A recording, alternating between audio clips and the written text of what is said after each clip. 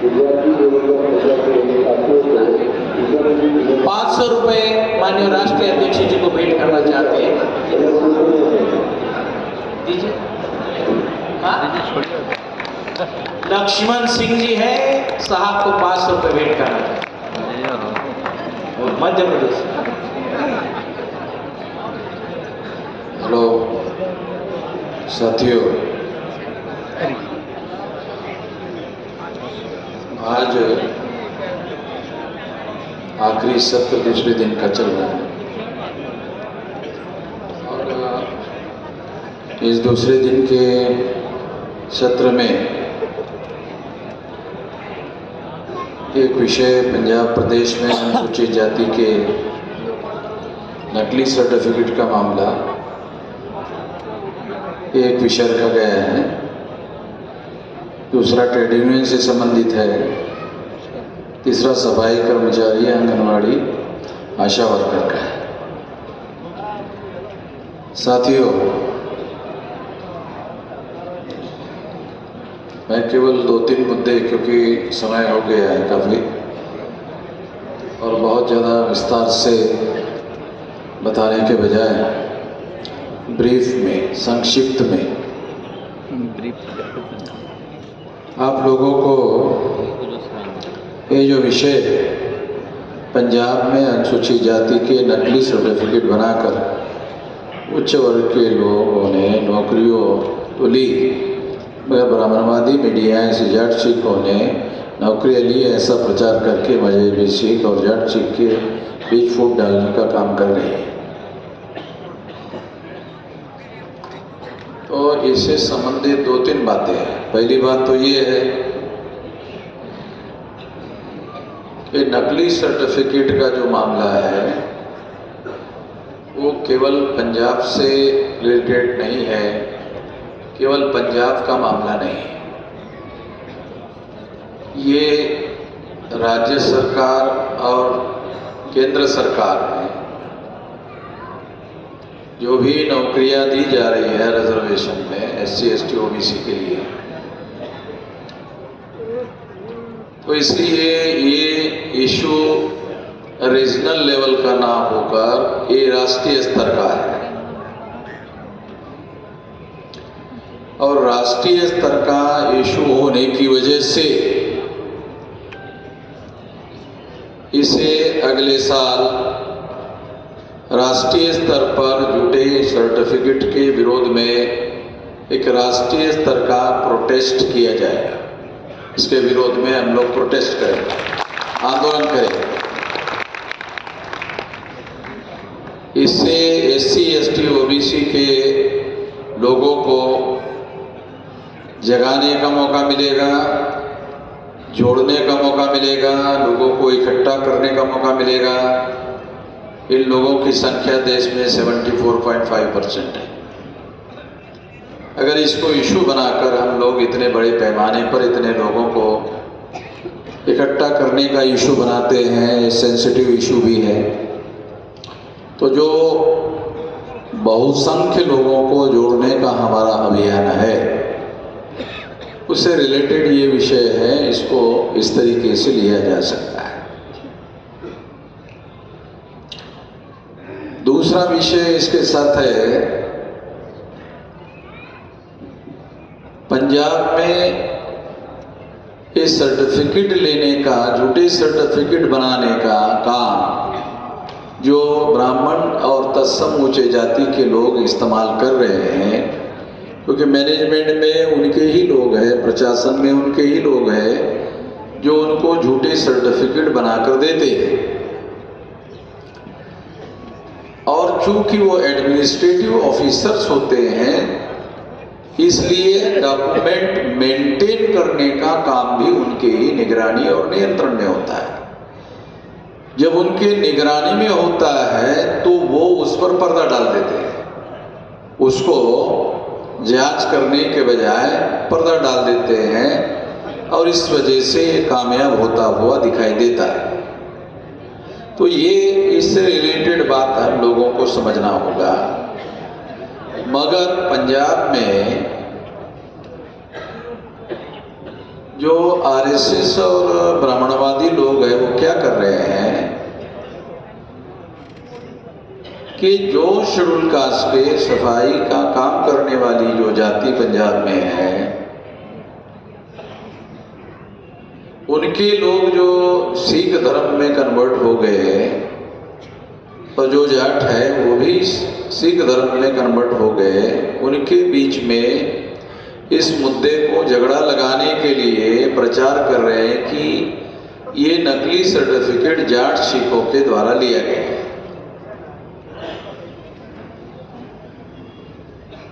तो हम लोगों को ये दिखाई देता है कि ये शेड्यूल कास्ट और जाटों के बीच का झगड़ा है, ऐसा दिखाई दे रहा है।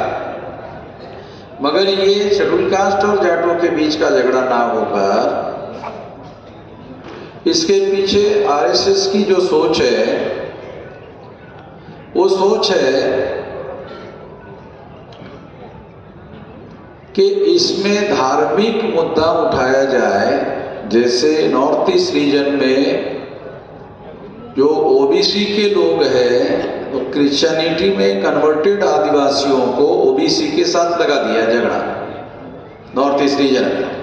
तो इससे क्या हुआ, इसके पीछे क्या मकसद था? इसके पीछे नॉर्थ ईस्ट रीजन के जो ओबीसी है उनको हिंदू बनाया गया है। अगर मान लो क्रिश्चियन वर्सेस ओबीसी की लड़ाई होती है तो क्रिश्चियन वर्सेस हिंदू धर्म की लड़ाई होगी, और ऐसी लड़ाई होने से नॉर्थ ईस्ट रीजन में बीजेपी और आरएसएस के लोगों को अपना संगठन बढ़ाने का, फैलाने का मौका मिलेगा। इसके लिए नॉर्थ ईस्ट रीजन में उन्होंने ये खेल खेला।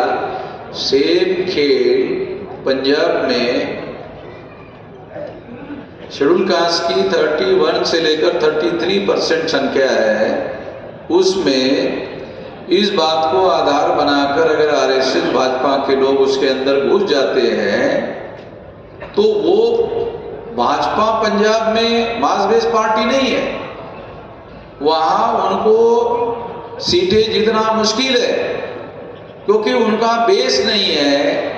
और इस वजह से वो अपना बेस बनाने के लिए ये झगड़ा लगाना चाहते हैं, और झगड़ा लगाने के लिए वो उनको प्रमोट कर रहे हैं, प्रोत्साहित कर रहे हैं। और स्वाभाविक रूप से पर्दे के पीछे जब उसको प्रमोट करेंगे, प्रमोशन करेंगे, तो वो लोग उनके साथ जुड़ेंगे। तो इससे और एक मकसद है उनका कि शेड्यूल कास्ट के लोगों को सिखिज्म के विरोध में भड़काकर उनको वापस सिखिज्म को छुड़वाकर ब्राह्मण धर्म के फोल्ड में लाया जाए। ये भी, इसके पीछे भी एक रिलीजन एस्पेक्ट है जो सुपरफिशियली ऊपर से देखने से दिखाई नहीं देता, मगर इसके पीछे ऐसा मकसद निश्चित रूप से है। क्योंकि आरएसएस भाजपा की जो स्ट्रेटेजी है कि सारे देश भर में मामला हिंदू मुसलमान का बनाया जाए।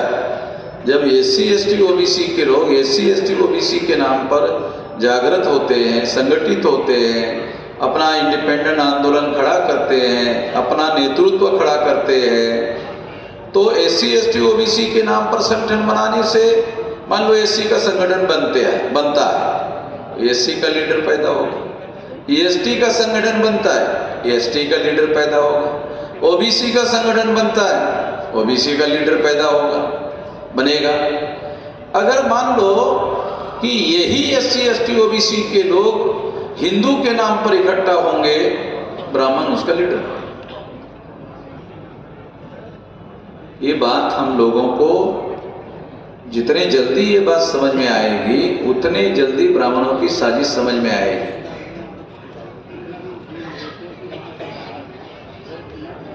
अभी लेबर लोगों के संबंध में एक मुद्दा उठा था कि 100 साल में ऐसा क्या हो गया कि लेबर लोगों का कानून 100 साल में उन्होंने खत्म कर दिया। अरे 100 साल में तो और ज्यादा मजबूत होना चाहिए था, वो खत्म कर दिए। खत्म करने के बाद भी वो लेबर लोगों ने प्रोटेस्ट नहीं किया। क्यों? लेबर हिंदू बन गए। अरे प्रोटेस्ट क्यों नहीं किया? वो लेबर जो था, लेबर बनने की वजह से संगठन बना, लेबर बनने की वजह से, ट्रेड यूनियन बना, लेबर बनने की वजह से राइट मिला, लेबर हिंदू बन गए, खत्म हो गया। अब वो हिंदू हो गया ना, लेबर थोड़ी रहा। अरे समझ में आ रहा है? ये जो हर जगह इफेक्ट कर रहा है हिंदू मुसलमान वाला जो मामला है, ये इसी थ्योरी पर काम कर रहे हैं अकेले। और ये ऐसी थ्योरी है कि आजकल सारा इलेक्ट्रॉनिक मीडिया और प्रिंट मीडिया एक प्रोपेगेंडे में एक सिद्धांत प्रचार मिला रहा है, हिंदू भारत में बहुसंख्यक है। आप लोग अगर अखबार पढ़ते होंगे, अगर अखबार आप पढ़ते होंगे तो अखबार में एक थ्योरी प्रचार में लाई जा रही कि हिंदू बहुसंख्यक है। मुझे तो समझ में नहीं आता हिंदू बहुसंख्यक कैसे।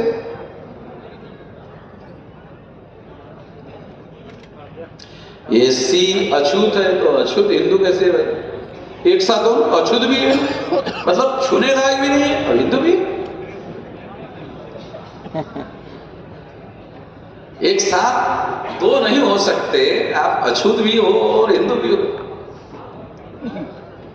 जंगलों में रहने वाले वो आरएसएस के तो जंगली लोग हैं, जंगली लोग, जंगली भी है हिंदू भी है। वर्ण व्यवस्था में ओबीसी के जो लोग हैं वो शूद्र है, शूद्र है, अधिकार वंचित है, अधिकार वंचित है, गुलाम है, गुलाम भी है, हिंदू भी है।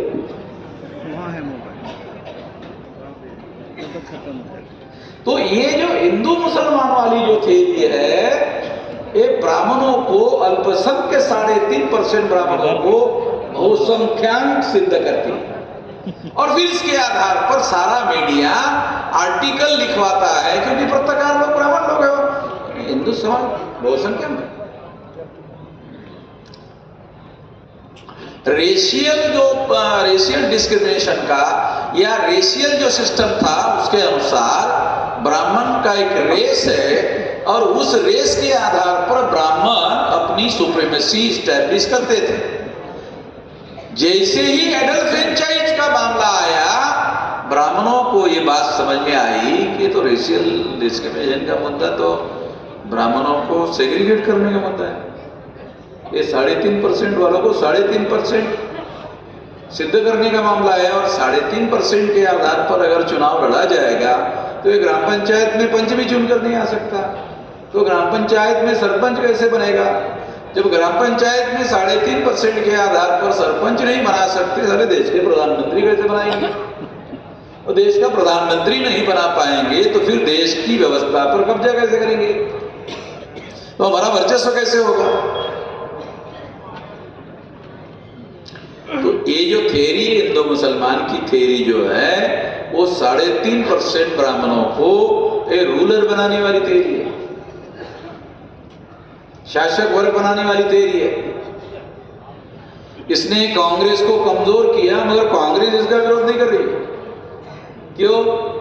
कांग्रेस यही काम सीक्रेटली प्रैक्टिस करती थी। जब तक कांग्रेस का राज रहा, कांग्रेस हिंदू मुसलमान की थ्योरी सीक्रेटली प्रैक्टिस करते थे।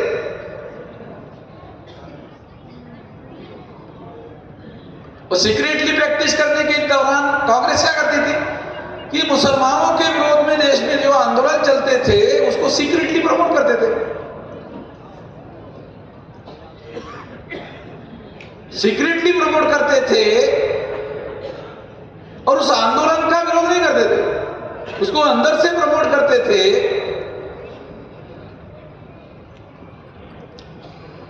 इस प्रमोट क्यों करते थे? क्योंकि कांग्रेस के लीडर ब्राह्मण ही हुआ करते थे। तो उस समय उस थ्योरी का कांग्रेस को फायदा होता था।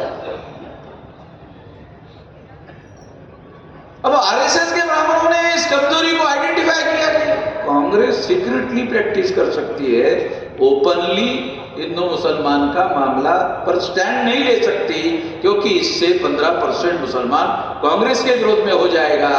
ये जैसे ही आरएसएस ने आइडेंटिफाई किया, उन्होंने एक दाव पेच खेला कि कांग्रेस सीक्रेट प्रैक्टिस करती है, हम ओपन करेंगे। कांग्रेस ओपन कर नहीं पाए। समझ आ रहा? तो आरएसएस जो है इसको ओपन कर रही है, कांग्रेस उसको सीक्रेट में करती है। सीक्रेट में क्यों करती है? क्योंकि सीक्रेट करने से 15% मुसलमान बहुत आसानी से कांग्रेस के साथ जुड़े रहते हैं, क्योंकि मुसलमानों को पता नहीं चलता, मुसलमान लीडरलेस लॉट है। भारत में जो मुस्लिम है वो लीडरलेस लॉट है, क्योंकि जो मुस्लिम लीडरशिप थी वो तो पाकिस्तान चली गई, इसलिए मुसलमानों के पास लीडरशिप नहीं है भारत में, वो लीडरलेस लॉट है।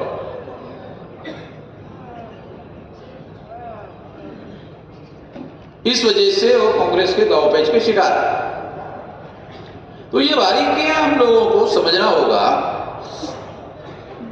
तो ये हिंदू मुसलमान की थ्योरी का बहुत भयंकर जो परिणाम होता है वो केवल एक एस्पेक्ट नहीं है, केवल सिखों के ऊपर इसका असर नहीं पड़ता।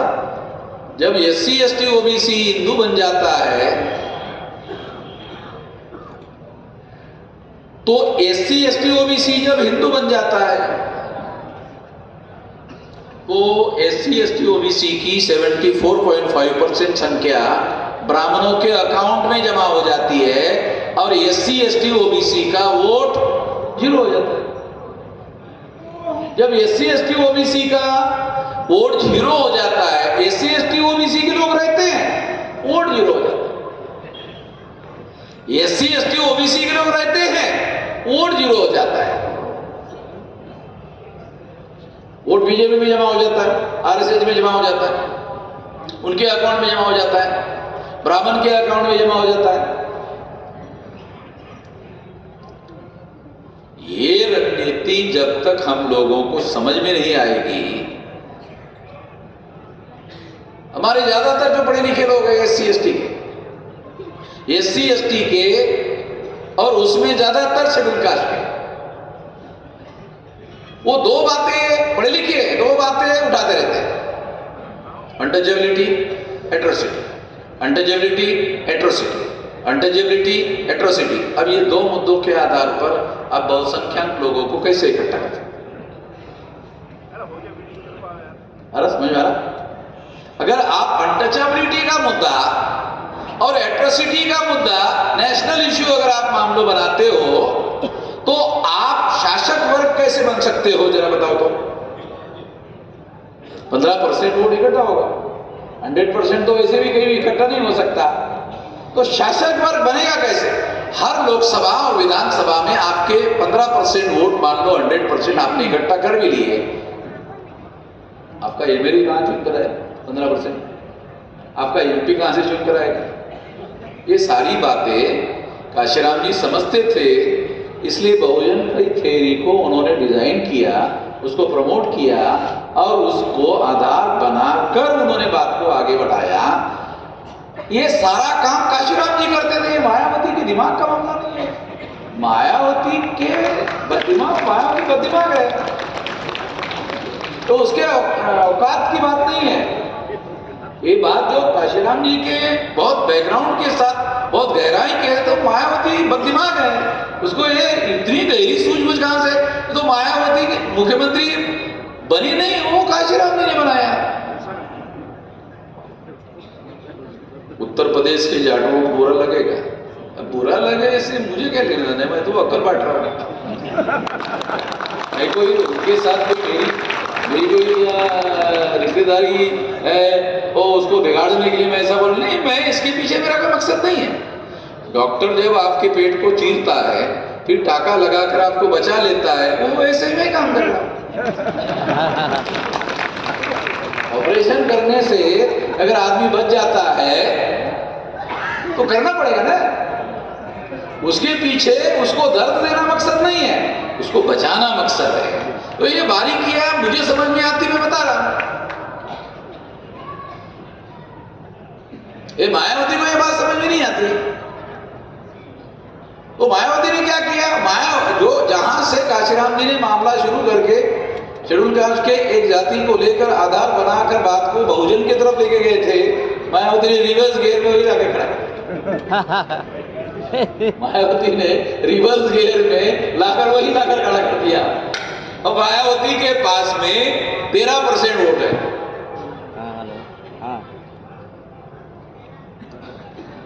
इमोशनल लोग हैं, जो जाति से अटैच फील करते हैं, उन लोगों को इससे कोई लेना देना नहीं। उनको मालूम ही नहीं 13% से एमएलए चुन कराता है, 13% से एमपी चुन कराता है, ये उनको कोई समझ में नहीं आता। वो तो उनको एक जातीय भावना के आधार पर वो उनसे जुड़े हुए हैं, जातीय रोशन के आधार पर जुड़े हुए हैं। ये सोचना लीड करने वाले आदमी का काम है। तो काशीराम जी सोचते थे, मायावती सोचती नहीं है। क्योंकि मायावती क्यों नहीं सोचती? क्योंकि मायावती की औकात ही नहीं है। ये जो बात मैं आपको बता रहा हूं, ये रणनीति बनाने वाला मामला है, बहुत बारीकी बात है। ये तो मायावती के बयानों में ये बात जो है, बयानों में, स्ट्रेटेजी में, फैसलों में ये रिफ्लेक्ट होती, वो होती ही नहीं है। मैं इसके आधार पर बोल रहा हूं, मायावती के साथ मेरे कोई झगड़ा नहीं है। निजी झगड़े के रेफरेंस में बात नहीं कर रहा हूं।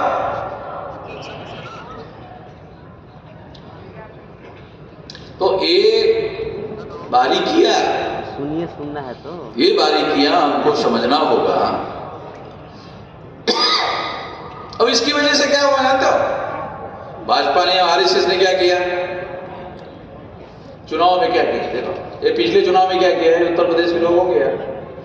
भाजपा ने पिछले चुनाव में क्या किया? चमार और जाटों को छोड़ के जितने शेड्यूल कास्ट के लोग हैं उनको टिकट दिया। तो चमार और जाटों जाति के शेड्यूल कास्ट छोड़कर जितने लोगों को टिकट दिया वो एमएलए बन गए, एमपी बन गए। है रिकॉर्ड है, प्रोफेसर को पूछो। मैं तो महाराष्ट्र का हूं, मुझे मालूम है, यूपी के लोगों को पता नहीं। तो ये मायावती को, अगर काशीराम जी होते तो उसको काउंटर करते। मान लो 18 लोकसभा की सीटें अगर शेड्यूल कास्ट की है, रिजर्व बड़का लगा हुआ है, तो काशीराम जी सीट बंटवारे में क्या करते? स्क्रीन 50-50% शेड्यूल कास्ट इनको देते, 50% उनको देते, उनको भी जोड़ के रखते और फिर उनको चुनाव जितवाते। तो उन लोगों को पार्टी हमारी। जब तक लोगों को ऐसा नहीं लगेगा कि ये पार्टी हमारी है, तब तक वो फील्ड में जाकर काम कैसा करेंगे? काम कैसा करेंगे? उनको लगना चाहिए ना, तुमको लगता है, उनको लगना चाहिए ना। बैटरी स्विच ऑफ होने वाला है सर, लग रहा है। ये जो बारीकियां है, ये बारीकियां लीड करने वाले आदमियों को जानकारी के लेवल पर समझने की है, ज्ञान के लेवल पर समझने की है, और जब फैसला लेने का समय आता है तो अमल करने की है।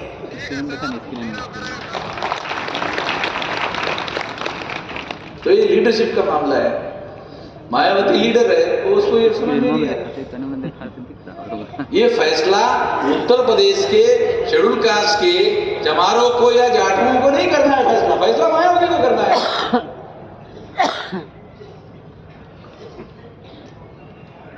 यही बात सारे देश के अलग अलग राज्यों के तमाम जो लोग हैं उनको ये बात लागू होती है।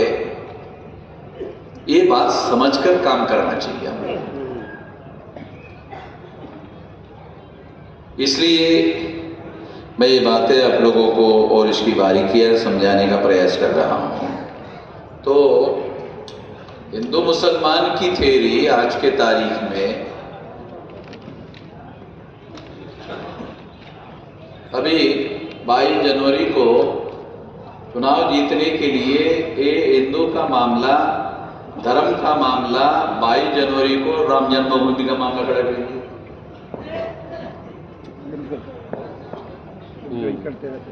प्लानिंग क्या है? प्लानिंग है कि एक बार राम जन्मभूमि का वोट नहीं लेंगे, 2 बार लेंगे। एक बार जाबरी मस्जिद गिराने का, एक मंदिर बनाने। ये प्लानिंग तो मीडिया अब क्या करेगा? अभी आने वाले समय में ये मीडिया मतलब कई दिन तक राम मंदिर वही चलता रहेगा। फिर उसके उद्घाटन का होगा तो वो सवेरे से लेकर रात तक वही चलता रहेगा।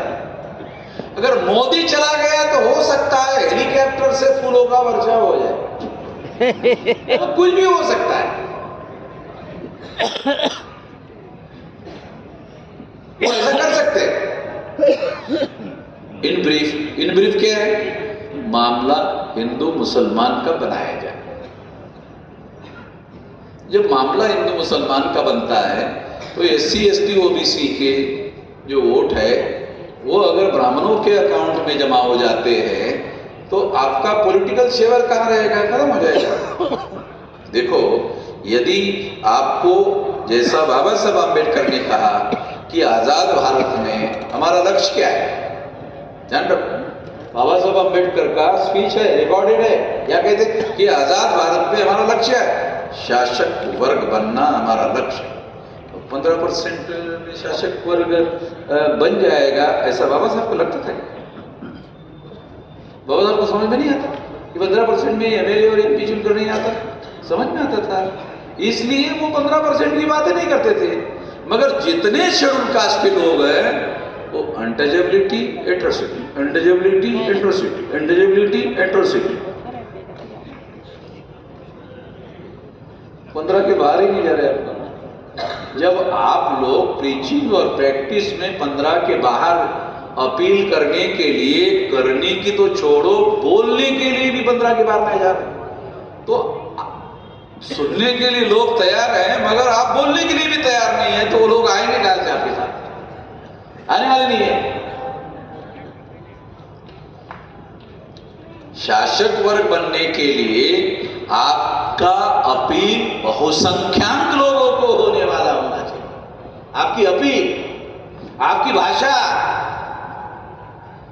इस तरह से होनी चाहिए जिससे आप बहुसंख्यक लोगों को अपील कर रहे हो, आवाहन कर रहे हो कि आ जाओ।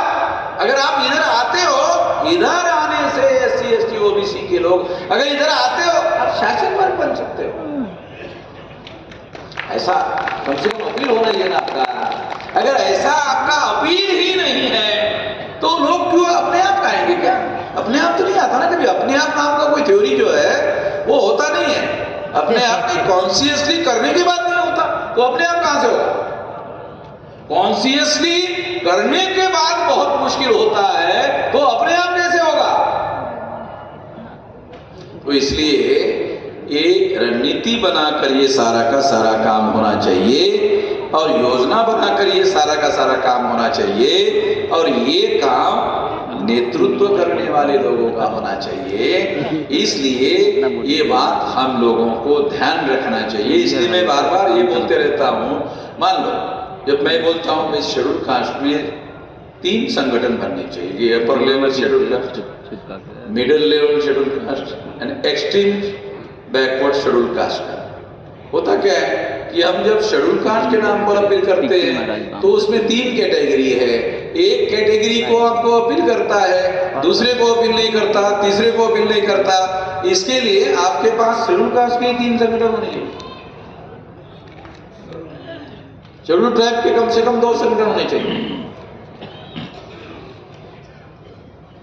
OBC के क्या है, नॉमिनेटेड टाइप होना चाहिए, MBC होना चाहिए, OBC होना चाहिए, और इनसे धर्म परिवर्तित मुस्लिम, सिख, ईसाई, बुद्धिस्ट, जैन, लिंगायत, ये OBC होना चाहिए।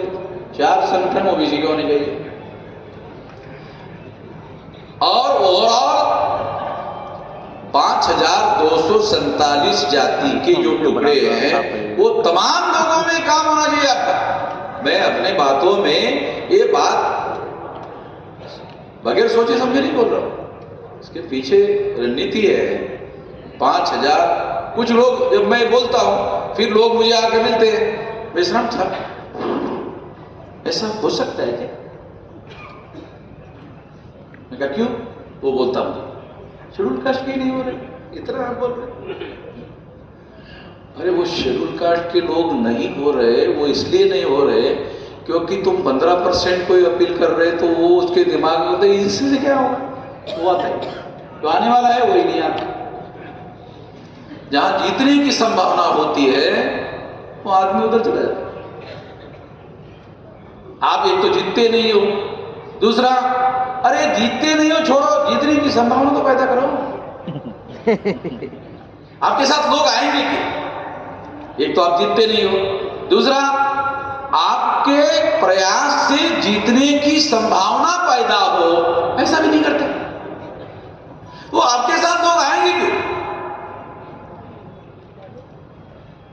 तो हम लोगों को जीतने का काम करके लोगों को दिखाना चाहिए।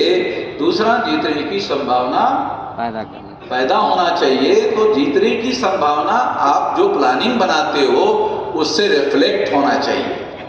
इसलिए मैं कह रहा हूं कि 6247 जाति के कार्यकर्ता 6247 जाति में काम करने के लिए लगा दो। लोग आते हैं कि नहीं आते हैं दूसरी बात है, मगर 6247 जाति में हम लोग काम कर रहे हैं तो सुनने वालों को क्या लगेगा? हाँ, ऐसा करने से संभावना है, ऐसा करने से संभावना है। तो संभावना तो पैदा करो कम से कम। अरे कुछ होना जाना नहीं तो संभावना तो पैदा करो। मैं ऑर्गेनाइज थिंकिंग करने वाला आदमी हूँ, सिंपली बोलने वाला आदमी थोड़ी हूँ। मैं माइक पर बगैर सोचे समझे नहीं बोलता, उसके पीछे रणनीति होती है और रणनीति के तहत बोल रहा हूँ। अगर इस तरीके से आप काम करते हो तो काम कर सकते हो, सफल हो सकते हो। तो इस तरीके से मैं समझता हूँ काम करना होगा। अब मैं इतनी ही बात कहना चाहता हूँ। बाकी तमाम हमारे लोग हैं, उन लोगों को निश्चित रूप से हम लोगों को जागृत करके संगठित करने का काम करना चाहिए। बड़ा परिवर्तन संगठित शक्ति से ही हो सकता है। इस पर हमको हमेशा ट्रस्ट देना चाहिए। यही बात कहकर अपनी बात समाप्त करता हूँ। आपने मेरी बात ध्यान से सुनी, इसके लिए आभार, धन्यवाद। धन्यवाद साहब। आप लोगों को जो डेलीगेट्स हैं उनको रुकना